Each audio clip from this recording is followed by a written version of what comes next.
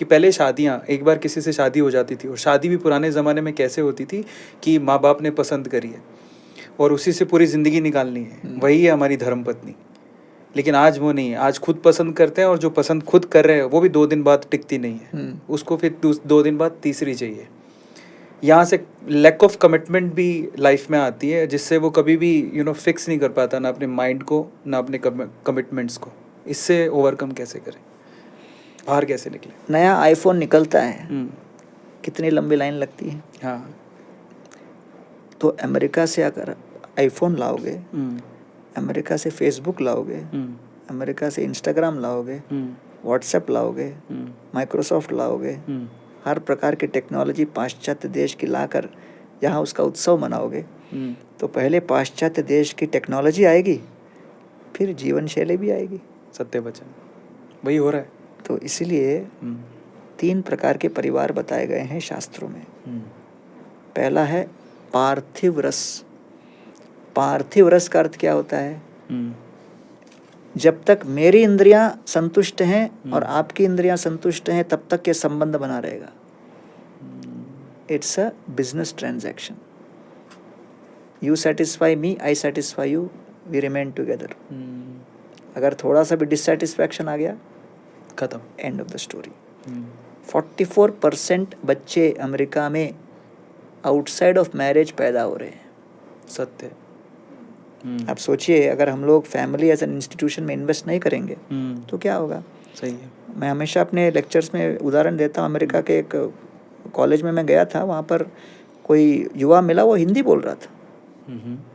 उसको हिंदी बोलता वो देख के मैं चौंक गया। मैं बोला, यार तुम तो अमेरिकन लग रहा है, हिंदी कैसे बोल रहा? नहीं, पिताजी डाइवोर्स थे, तो मैं 17 साल की उम्र का हुआ तो पिताजी को कहा कि मुझे सब कुछ अनुभव दिया आपने, बट परिवार का अनुभव नहीं मिला, मुझे परिवार का अनुभव चाहिए। मैं अकेला बड़ा हुआ। तो पिताजी ने उसको भारत भेजा। भारत में आकर वो किसी शहर में जाके पेइंग गेस्ट का देखा, तो वहाँ पर जाके पेइंग गेस्ट वालों को बोलते हैं, मुझे पेइंग गेस्ट बना लो 2 साल के लिए। 2 साल पेइंग गेस्ट बनाओ। क्यों? Just to experience family. और मुझे अगर परिवार का एक्सपीरियंस दिया तो हर महीने में 1 लाख रुपए दूंगा रेंट। परिवार बोले 2 साल क्यों, जिंदगी भर रहो। और बोले अपने दूसरे भी मित्र उनको ही बुला लो। तो गोल्डमैन सैक्स ने रिपोर्ट निकाला, 2015-2025 के बीच इंडिया का इंफ्रास्ट्रक्चर डेवलपमेंट के लिए $1.4 ट्रिलियन लगेगा। उसमें $800 बिलियन फैमिली सेविंग से आएगा। वाह। जब तक फैमिली फीलिंग नहीं होगा, सेविंग कैसे होगा? ट्रू। तो इसलिए कई बार लोगों को लगता है कि भारत का इकोनॉमी का सबसे बड़ा कंपोनेंट कॉर्पोरेट्स करते हैं। नहीं, फैमिलीज करते। हाउसवाइफ जो घर पर सेविंग के लिए जो प्रेरित कर रही है, वहाँ से सब स्टार्ट हो रहा है।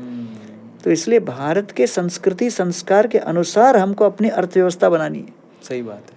तो इसलिए पाश्चात्य देश का अनुसरण करते हुए अगर हम करते रहेंगे तो पार्थिव रस हावी हो जाएगा।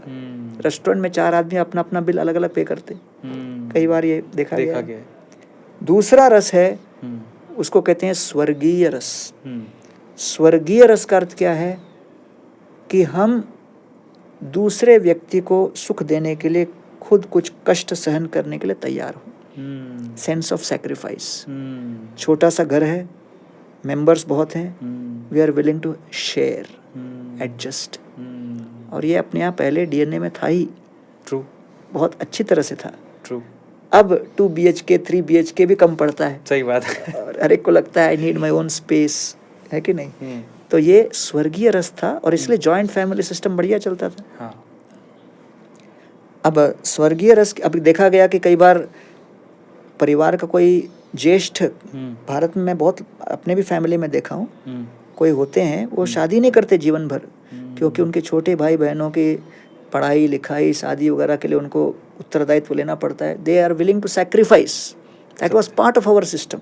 सत्य वचन। इसको कहते हैं स्वर्गीय रस। तीसरा है वैकुंठ रस। इसमें भगवान को केंद्र बनाए, घर में मंदिर बनाए, तो भगवान के सामने पूरा परिवार हर रोज कम से कम 15-20 मिनट, आधा घंटा तो आरती में माथा टेकने आता है। दे आर ऑल एक्सेप्टिंग, ये घर आपका है, हम आपके हैं, हम सब आपसे जुड़े हुए हैं। ये भारत के पारिवारिक इकोसिस्टम का एक अभिन्न अंग था। ट्रू। तो इसलिए हमें चाहिए कि कम से कम भारत में हम लोग, जैसे जनवरी 22 तारीख को राम जन्मभूमि में रामलला के मंदिर का उद्घाटन माननीय प्रधानमंत्री ने किया, उसके बाद एक पूरा भारत अब राममय हो गया है।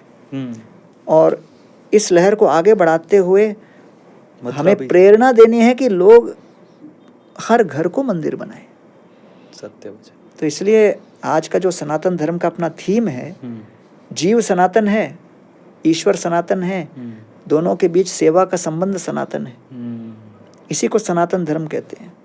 तो इसलिए हर घर को अगर हम मंदिर बनाएं, और मंदिर बनाने के लिए कृष्ण नाम, कृष्ण कथा, कृष्ण प्रसाद के सेवन के साथ अगर पारिवारिक सदस्य एक साथ आकर वैकुंठ रस का अनुभव करेंगे, तो वो परिवार फलेगा फूलेगा।